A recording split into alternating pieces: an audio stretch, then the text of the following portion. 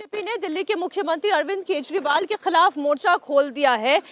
Doctor Harshvardhan BJP सांसद India TV से बातचीत करते हुए उन्होंने कहा, जिस तरह अरविंद केजरीवाल ईडी के सामने पेश होने से बच रहे हैं, उसे देखते हुए तो यही लगता है कि शराब घोटाले में उनकी संलिप्तता है।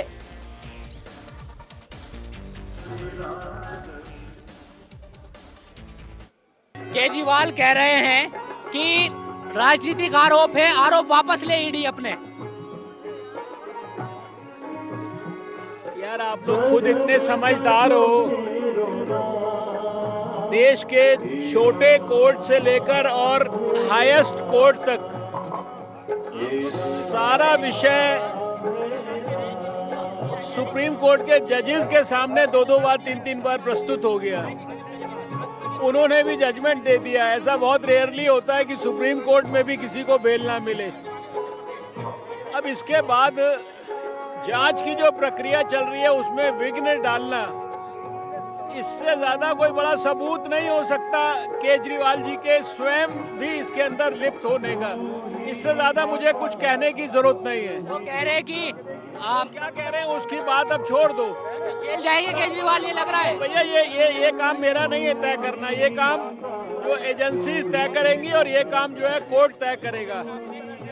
केजरीवाल जी को चाहिए जांच के अंदर ईमानदारी से पार्टिसिपेट करें और अब कम से कम सच बोलना शुरू करें। अब देखिए भास्कर, इसका दूसरा पहलू ये देखा जा सकता है, जैसा कि सांसद हर्षवर्धन कह रहे थे कि भाई अगर आपने कोई गलती की नहीं है, कोई घोटाला हुआ नहीं है, आपकी संलिप्तता है नहीं, तो फिर सवालों का सामना कर लें। ये बीजेपी के आरोप है, ये उनकी पॉलिटिक्स का तरीका है, क्योंकि अरविंद केजरीवाल सवालों के आने से पहले जवाब देते आए हैं। वो आज तक दूसरों के ऊपर प्रश्न खड़े करते आए हैं, और जब अब उनके कुर्ते पर दाग लग रहा है तो वो ये कह रहे हैं कि पहले बताओ तो दाग लगे क्यों, और क्यों ये आरोप लगाए जा रहे हैं। देखिए, ये एक वीक पॉइंट है आम आदमी पार्टी के लिए, अरविंद केजरीवाल के लिए। जिस तरह की राजनीति की उन्होंने शुरुआत की थी और जिस तरह से लोगों के इस्तीफे मांगते थे, उस हिसाब से सवाल आज उन पे उठेगा और उनको जवाब देना पड़ेगा। लेकिन अरविंद केजरीवाल के राजनीति का तरीका समय के हिसाब से होता है। आज उनको पता है कि दिल्ली में उनका स्ट्रांग होल्ड है, उनके कार्यकर्ता, उनके जो सपोर्टर्स हैं, उनकी हर बात पे वो विश्वास करते हैं। आज दूसरी कोई पॉलिटिकल पार्टी के नेता हो या कोई भी बड़ा व्यक्ति हो, वो अगर नैरेटिव सेट करने की कोशिश करें, उससे पहले अरविंद केजरीवाल वो कर चुके होते हैं। तो इसमें उनका कोई सानी नहीं है। दूसरी बात, जहां तक जवाब देने की बात है, तो वो राजनीतिक रूप से जवाब पार्टी के तमाम जो वरिष्ठ नेता है वो देते आ रहे हैं।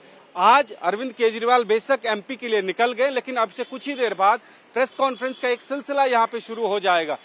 जब कभी भी कोई बड़ा संकट आए या कोई बड़ा मुद्दा हो, आम आदमी पार्टी के तमाम जो लीडर्स हैं हर घंटे प्रेस कॉन्फ्रेंस करते हैं और हर सवाल का जवाब दिया जाता है। 12 बजे दिल्ली सरकार में जो मंत्री हैं सौरभ भारद्वाज, वो खुद पार्टी दफ्तर पहुंच रहे हैं और प्रेस कॉन्फ्रेंस करेंगे इसी मुद्दे पे। तो जो भी नैरेटिव सेट करने की कोशिश दूसरे पॉलिटिकल पार्टी के द्वारा हो रहा है, उसको काउंटर किया जाएगा, यहाँ से जवाब दिया जाएगा और राजनीति को आज के धरातल पर खेला जाएगा। बीजेपी और कांग्रेस अगर ये कोशिश करेगी कि आज से 10 साल पहले केजरीवाल क्या थे वहां पे लेके जाए, वो नहीं होने वाला है। आम आदमी पार्टी की कोशिश ये रहेगी कि आज 2024 के लोकसभा चुनाव की जहां बात हो रही है, जहां ये बात हो रही है कि कोई मजबूत विकल्प कौन बन सकता है नरेंद्र मोदी का, भारतीय जनता पार्टी का, उस सवाल पे लेके आएगी आम आदमी पार्टी। उस सवाल से जोड़ के जवाब दिया जाएगा। तो ये कह सकते हैं कि ईडी की तरफ से जब जवाब आए तब, लेकिन उससे पहले राजनीति का जो एक नया मैदान है वो शुरू हो गया है और दोनों तरफ से सिर्फ आरोप प्रत्यारोप होंगे। अच्छा भास्कर, मैं एक रिएक्शन इस वक्त मनोज झा का भी देख रही हूँ, जो आरजेडी के एमपी हैं, जो इंडिया अलायंस के नेता हैं, वो भी एक्टिव हो गए हैं।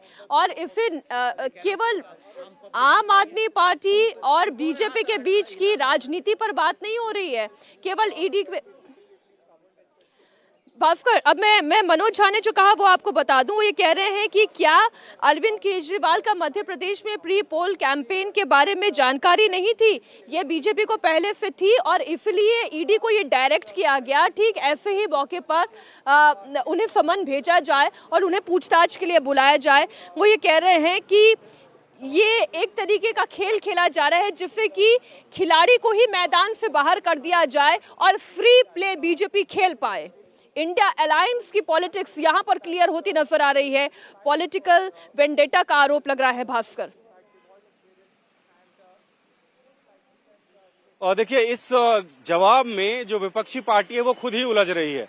अरविंद केजरीवाल जब मध्य प्रदेश में चुनाव लड़ते हैं तो कांग्रेस के तमाम नेता ये मान के चलते हैं कि ये भारतीय जनता पार्टी को फायदा पहुंचाने के लिए और कांग्रेस को नुकसान पहुंचाने के लिए चुनाव लड़ रहे हैं, क्योंकि उनका स्टेक नहीं है वहां पे। तो जितने भी कैंडिडेट उतारेंगे वो सीधा सीधा कांग्रेस का नुकसान है। और आज अगर अरविंद केजरीवाल के ऊपर में कार्रवाई की बात हो रही है तो फिर ये कहना कि एक खिलाड़ी को मैदान से हटा रहे हैं, ये दोनों ही बातें एक साथ नहीं चल सकती है। इसमें जो इंडिया अलायंस के लोग हैं वो खुद फंस रहे हैं। तो ये नहीं कहा जा सकता है कि सिर्फ मध्य प्रदेश या छत्तीसगढ़ या राजस्थान के चुनाव की वजह से इनको जो है इनके ऊपर में कार्रवाई की जा रही है और चुनाव के ठीक पहले ये कार्रवाई हो रही है। जहां तक लोकसभा चुनाव की बात है तो उसमें भी मैं क्लियर कर दूं, जो इंडिया अलायंस की बातचीत हो रही है वो अपनी जगह, लेकिन धरातल पे ये एक सच्चाई है कि पंजाब में आम आदमी पार्टी और कांग्रेस का गठबंधन नहीं हो रहा। दिल्ली में गठबंधन की कोई जरूरत या कोई फायदा नहीं होने जा रहा। तो ऐसे में इस तरह की कार्रवाई जो है उसको ना तो लोकसभा चुनाव से जोड़ के देखा जा सकता है प्रैक्टिकल रूप में, ना ही विधानसभा चुनाव के साथ जोड़ के देखा जा सकता है। हाँ, इतना जरूर है कि ये चुनाव का समय है, आप अपने हिसाब से इसको एक्सप्लेन कीजिए और अपने हिसाब से एक उदाहरण सेट कर दीजिए कि इस वजह से उनके ऊपर में कार्रवाई की जा रही है। बेशक आज इंडिया अलायंस के पार्टनर ये कह रहे हो कि अरविंद केजरीवाल के ऊपर में कार्रवाई इसलिए हो रही है, लेकिन सच ये है कि आप कांग्रेस के नेताओं से पूछिए। और इसका पहलू एक भास्कर, बिल्कुल बिल्कुल बिल्कुल हम इंडिया अलायंस की पॉलिटिक्स और आम आदमी पार्टी की रणनीति पर भी आगे बात करेंगे, लेकिन एक बहुत बड़ा सवाल ये खड़ा होता है कि 338 करोड़ के मनी ट्रेल के बारे में सुप्रीम कोर्ट कह रहा है। क्या इस बात को अरविंद केजरीवाल सिरे से नजरअंदाज कर देते हैं? और माना कि 5 राज्यों में विधानसभा चुनाव हैं, दीपावली का त्योहार आने वाला है, मुख्यमंत्री के तौर पर अरविंद केजरीवाल के कंधे पर बड़ी जिम्मेदारी है, तो क्या ईडी जांच करना बंद कर दे? क्या ईडी भ्रष्टाचार के मामले, मनी लॉन्ड्रिंग के मामलों पर काम ना करे? यह भी एक प्रश्न खड़ा होता है।